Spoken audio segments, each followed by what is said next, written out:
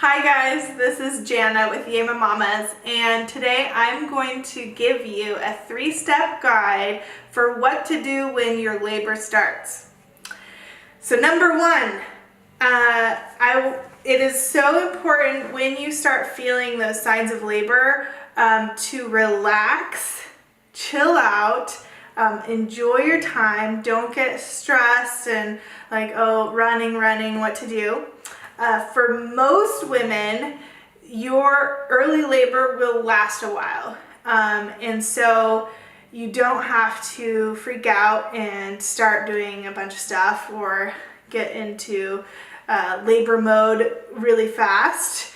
And I will actually link to another video here about labor signs and knowing that you're in early labor, but typically women feel kind of like menstrual crampiness or they might feel kind of sick or off, and then it'll kind of become contractions more consistently that you can really feel and you can tell, oh, this is different. And that's when women get excited, and what happens is they get kind of a kick of adrenaline, especially if it's their first birth because they haven't experienced this before.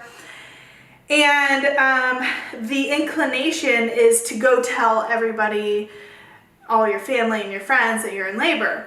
However, I want to encourage you to really take your time and let yourself be in labor and not tell everyone if you can help it. Don't tell everyone in the world that you are in labor, because labor can last a while. And as soon as you start telling people that you're in labor, people start checking in with you to find out if the baby's been born.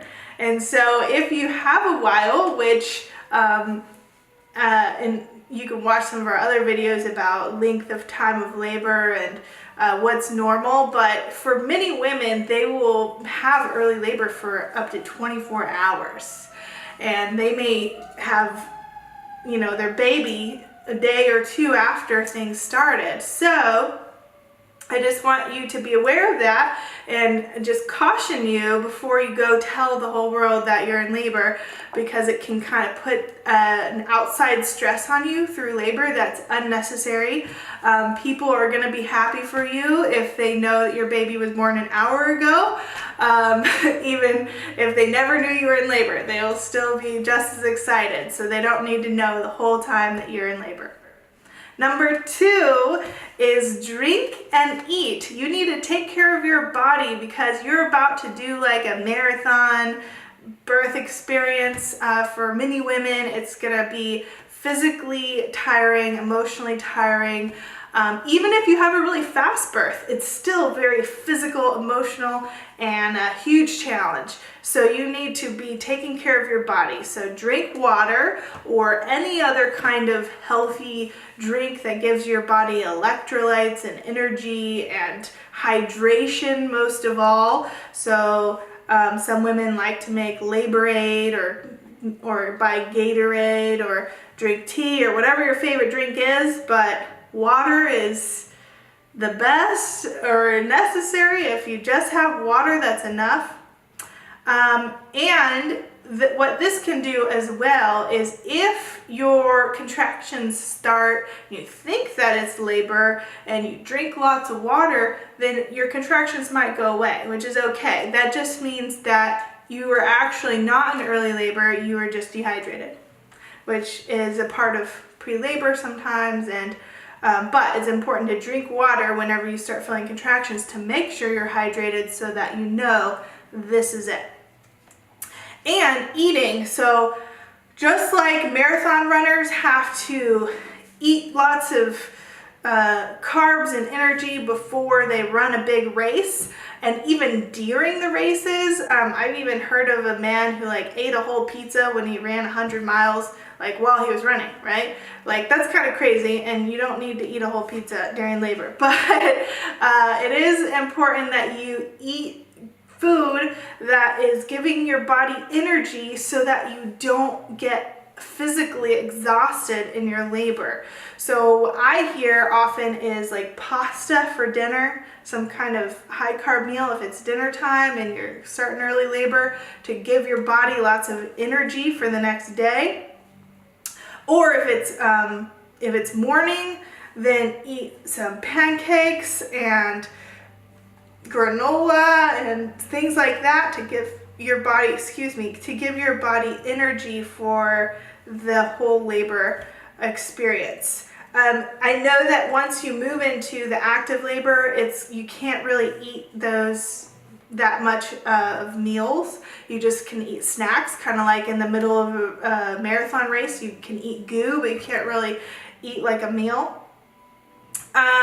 So just be aware of that. When early labor is happening is the time to eat, because you probably won't be able to eat later. So even if you're not really feeling it, you don't have the appetite because you're not feeling quite right, still be aware that this is the time to eat, because you might not get to later. So do that. So that's number 2. Make sure you drink and eat. Take care of your body. Make sure you have the energy and sustenance to get through the whole experience. And lastly, number 3, normal activity. When your labor starts, you do not need to be doing lots of comfort measures right away, especially first-time moms. I know this is really hard for you because you haven't experienced it before and you don't know exactly how it's going to feel. But what I say is keep doing whatever your normal activities are for as long as you can possibly stand it. So if that means that you are gonna like wash laundry today and cook a meal and go to the store, or even you are gonna go to your yoga class, like sometimes you can still do that. You don't have to quit everything unless you're feeling unsafe. You can still, I've had moms going to coffee shops during their early labor, or grocery shopping during early labor.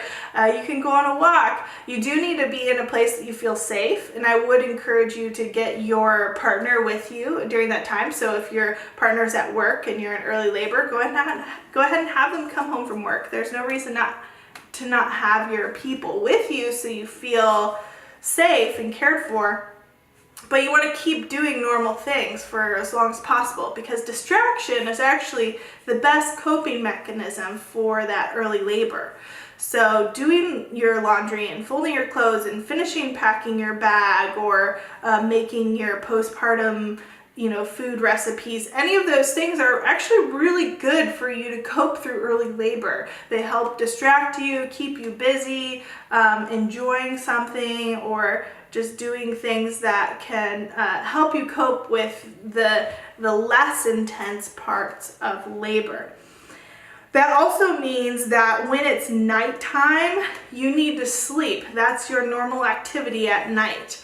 And so even though you're feeling contractions and they may be regular and they may be like far apart and kind of light, or they might feel really intense, but they're still not considered active labor, you need to be laying down in bed with the lights out, with your eyes closed, for as long as you possibly can, because you are not going to ever be able to lay down and rest more later, if that makes sense. So the most rest you're going to get is in that early labor time. So utilize it even if it's hard.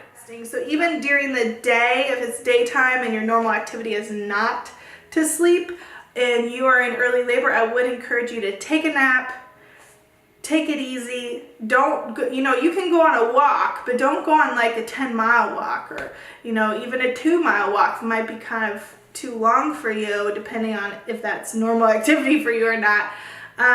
Just take it easy so you don't wear yourself out, because you need to conserve your energy for your labor. And so don't use it all in early labor just doing things. So do your normal activity, but also take it easy and take naps and rest until things really get strong. After early labor, once things are really strong, that's when you start using your comfort measures, and all of those things that you've learned about how to help through each contraction. Watch one of our videos on labor coping skills and comfort measures to learn about those, but you really don't need to utilize those in early labor if you can help it. Try to save them for later on when you really need it. All right, so those are the 3 steps, the 3-step guide for what to do when labor starts. Relax, chill out, don't tell the whole world. Drink and eat, take care of your body, and do normal activities and keep rested. Sleep if it's nighttime. Thank you guys. Hope this helps.